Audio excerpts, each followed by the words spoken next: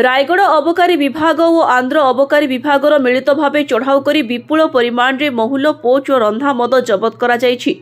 रायगढ़ साधुवाड़ी रेंगालोपाड़ू और मुकुंदपुर अंचल अचानक चढ़ाऊ कर 8,930 लिटर महुल पोच और 798 लिटर रंधा मद जबत कर नष्ट करिथिबा सह जनकु गिरफ करा जायछि।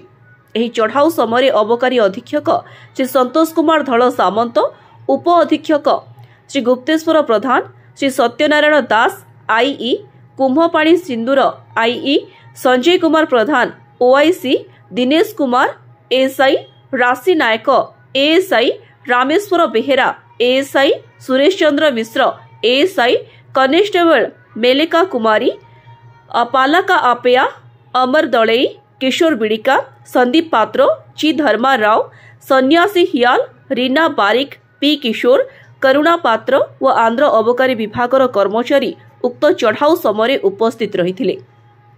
Bureau report TV5 Odia. मो ना गुप्तेश्वर प्रधान, मु deputy superintendent of excise Raigarh अच्छी।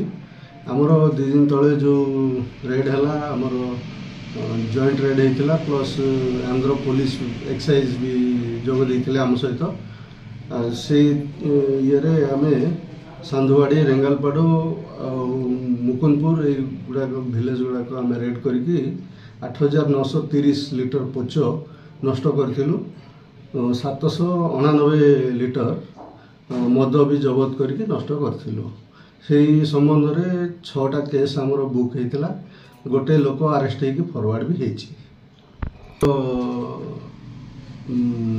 सदर इन्स्पेक्टर, सदर सब इन्स्पेक्टर, मोबाइल इन्स्पेक्टर ताकर सब इन्स्पेक्टर निजे सुपरिटेंडेंट सार आमर तदारख करथिले। एटा निजे स्पोर्ट को जाइए भी देखिए सब ये करथिले।